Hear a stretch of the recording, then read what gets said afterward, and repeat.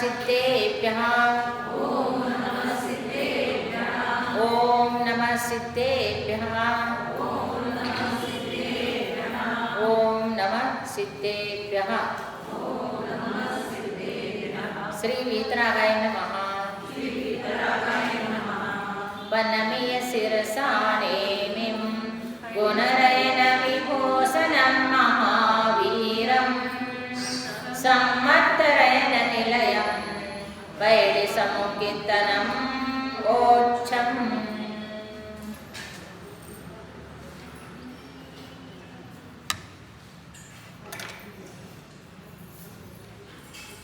सम्यक दर्शन जो है प्राप्त होता है तो किस प्रकार से होता है, फिर मिथ्यात्व में 3 टुकड़े होते हैं तो कैसे होते ये बताने के लिए 26वां नंबर का गाता है। जनते न को दुवम वा परम व समभाव चंतेन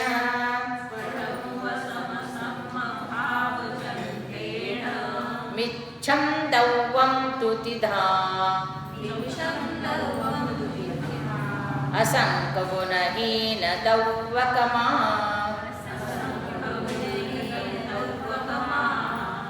जन्तेन कोदवं वा परम व समभाव चंतेन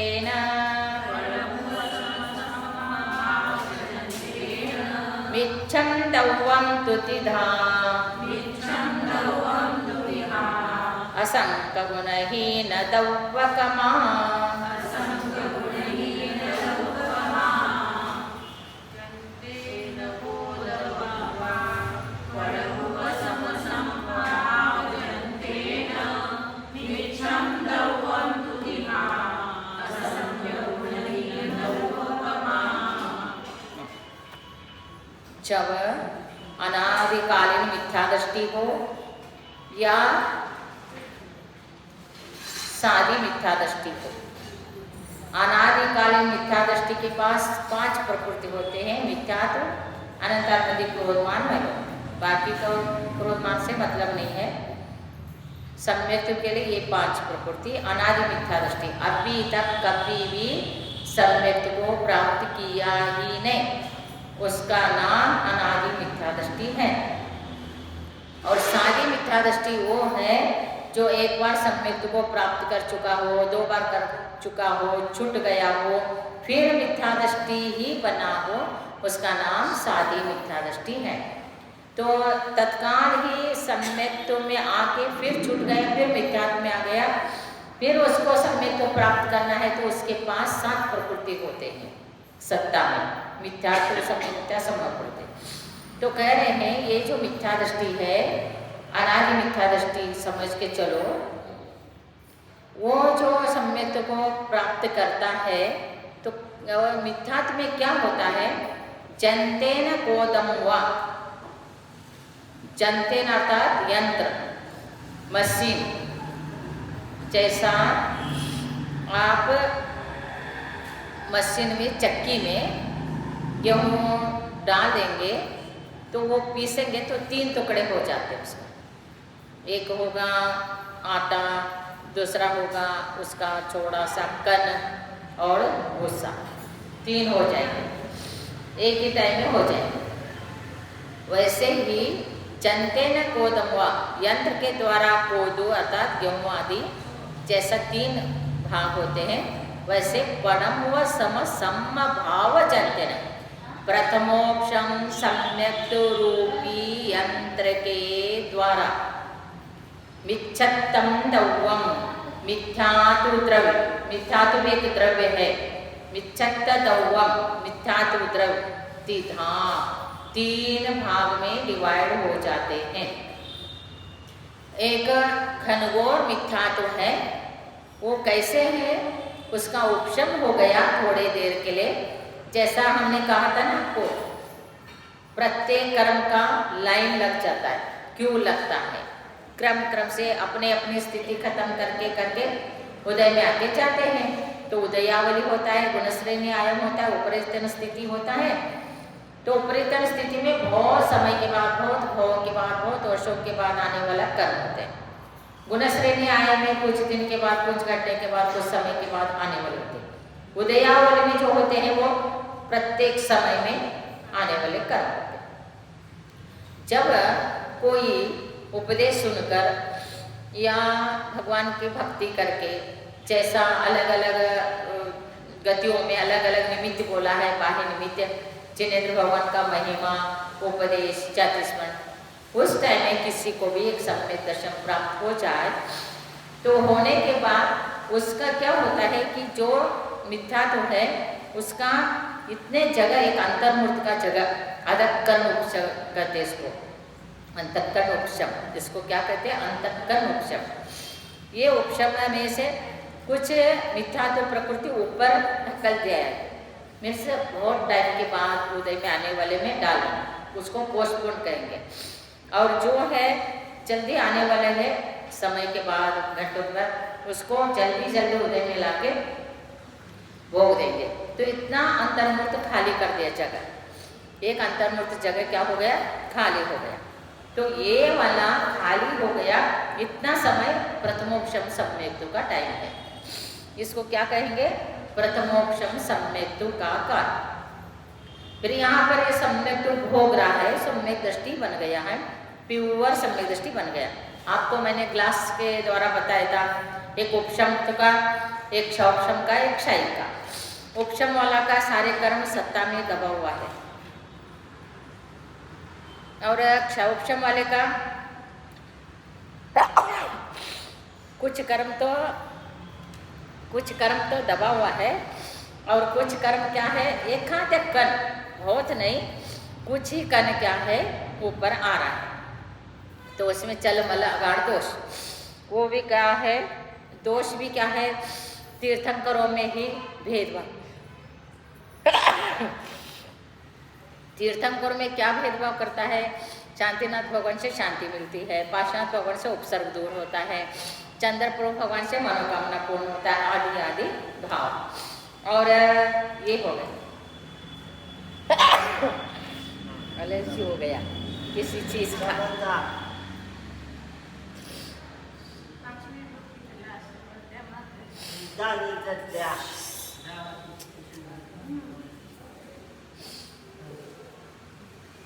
फिर और वेदी होता है तो हमारा ही वेदी है, हमारा ही मंदिर है, हमारी मूर्ति है, ऐसे विशेष भक्ति।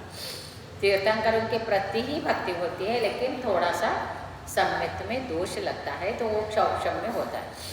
उपशम सम्यक दृष्टि तो क्षयिक सम्यक दृष्टिवत अत्यंत प्योर ही सम्यक्त होता, भले ही एक अंतर्मूर्ति ही भोगता है, ज़्यादा नहीं है, लेकिन एक अंतर्मूर्त क्यों ना भोगे, लेकिन प्योर होता है। उस समय में अंतर्मूर्त जो सम्यक्त भोग रहा है, उसी टाइम में इधर सम्यक्त का परिणाम है, उसी टाइम में मिथ्यात्व में 3 टुकड़े होते। जो मिथ्यात्व द्रव्य है, कुछ द्रव्य का परमाणु थोड़ा सा ढीला पड़ के समय मिथ्यात्व रूप होते हैं, कुछ परमाणु जो है सम्यक प्रकृति रूप हो जाते। मिथ्यात्व में से ये 3 भेद हो गया, किससे हो गया, मिथ्यात्व से में ही हो गया। तो कहते हैं जब ये जीव मिथ्यात्व का सम्यक्त्व का परिणाम भोग रहा है तो 3 टुकड़े हो गया। तो कहते प्रथमोक्षम सम्यक्त रूपी भाव यंत्र से मिथ्यात्व रूपी द्रव्य में टुकड़े हो गए। लेकिन कैसे होते हैं, असंख्य गुणहीन दौवकमा, असंख्यात गुणित हीन होके, अर्थात मिथ्यात्व का जो द्रव्य है वो बहुत स्ट्रांग है, फिर ये असंख्यात गुण हीन हो जाएंगे तो उसकी जो शक्ति, अनुभाग शक्ति है, फलदान शक्ति है, वो हीन हो जाएगी, और उससे भी फलदान शक्ति और हीन हो जाएंगे। तो इसी प्रकार से जो असंख्यात गुण हीन रूप से द्रव्य बंटवारा हो जाता है मिथ्यात्व, ये बताया 26वां नंबर गाथा।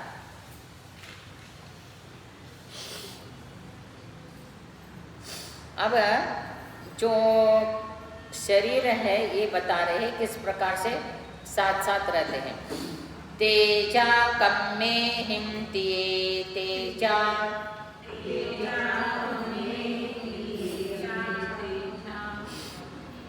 कम्मेन कम्मना कम्मं कय संजोगे चदु चदु चदुदुग एकं च पयडीवो बोलो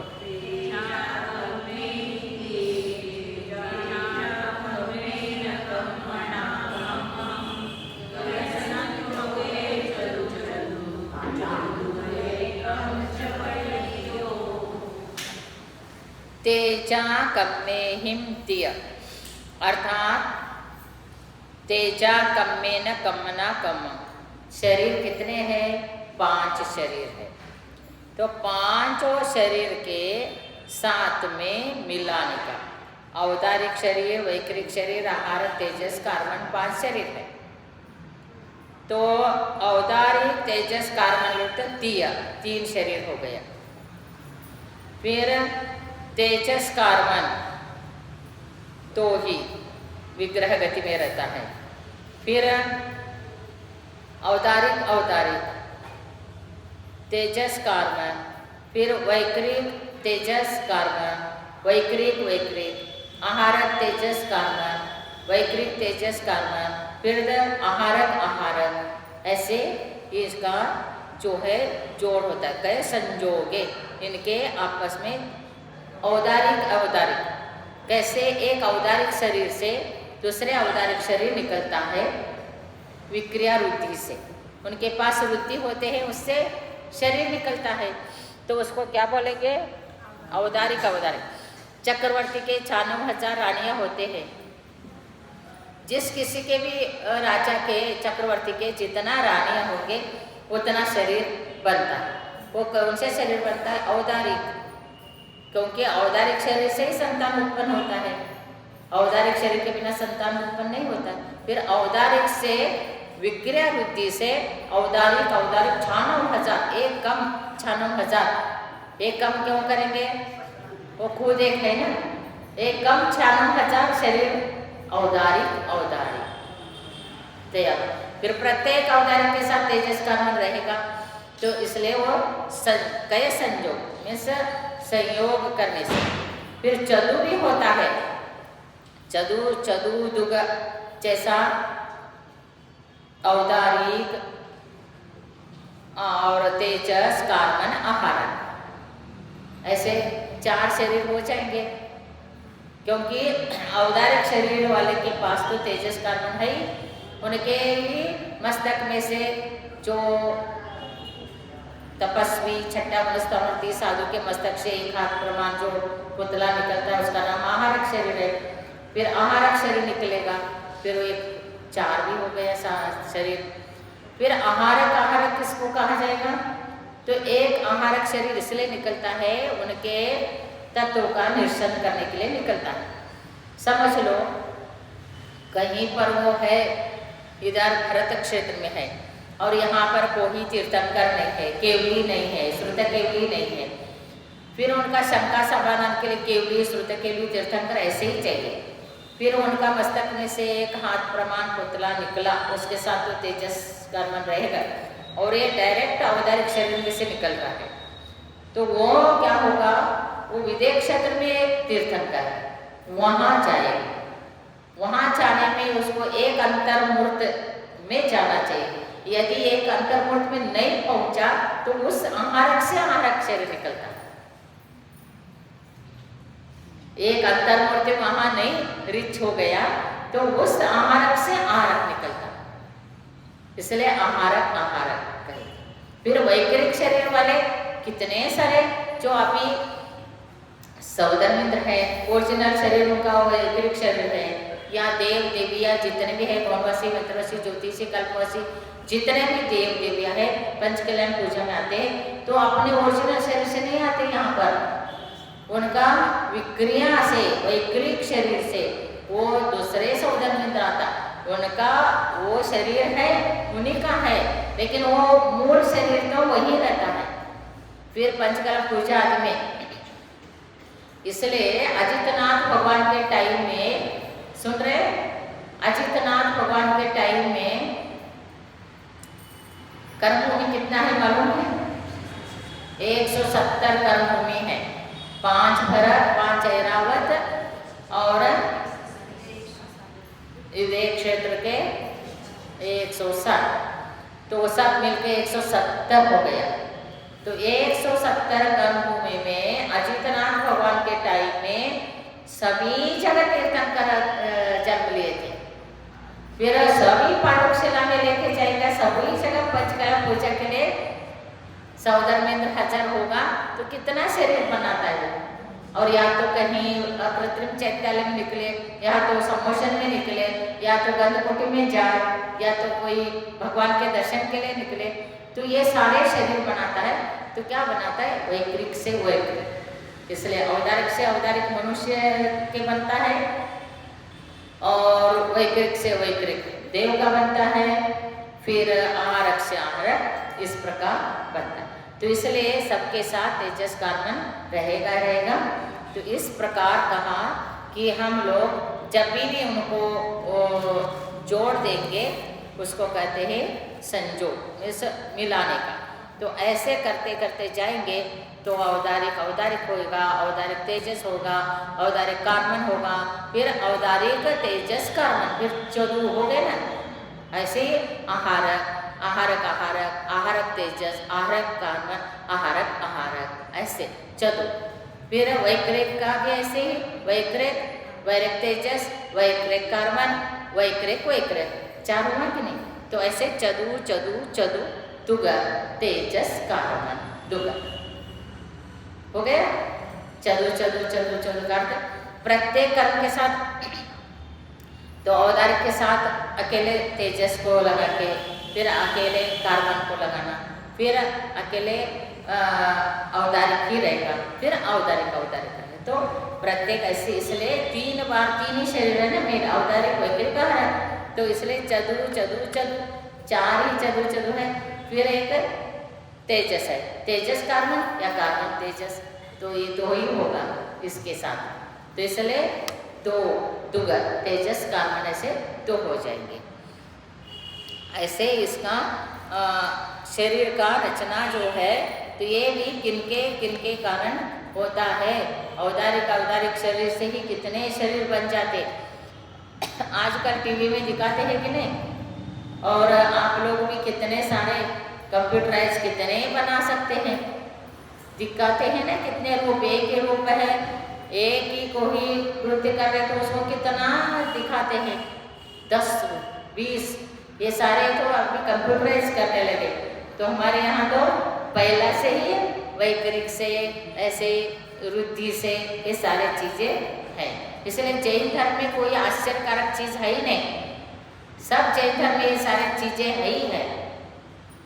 एक्सकेलेटर आया है तो ये कोई जैन धर्म में आश्चर्यकारक नहीं। सम्मोशन में 20,000 सीढ़ी है, पहला स्टेप में पैर रखो, विदिन अ सेकंड 20,000 सीढ़ी क्रॉस करके भगवान के सामने पहुंच जाते हैं। इसलिए हमारे जैन धर्म में कोई चीज़ विशेष है ही नहीं, सब इसी से साइंस निकला हुआ है। अब शरीर जो होता है, शरीर का बारे में बताए, शरीर का रचना जो है अंग और उपंग कौन से है ये बता रहे।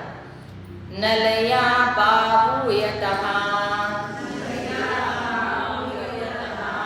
निबंध पुट्टी उरोय शीशोय अट्ठेवदु अंगायम् देहे से सर्वंगायम्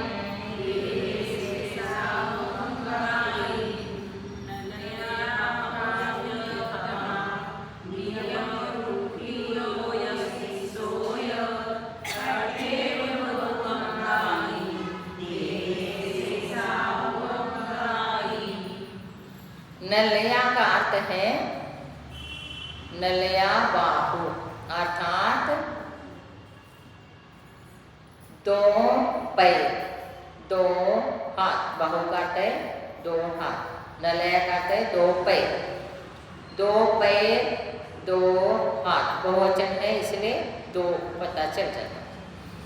और तहाँ उसके उसी प्रकार नियम्ब, नियम्ब मीन्स नितंब, नितंब का अर्थ है कमर के पीछे का भाग। पुट्टी पृष्ठभाग मीन्स पीठ, उरु हृदय, शीशो मस्तक, ये 8 अंग, ये 8 अंग है। 8 अंगायम होई, ये 8 अंग हो गए। 2 पैर, 2 हाथ, एक पीठ का भाग पीछे का, फिर और देख पीठ, हृदय और मस्तक, ये हो गया।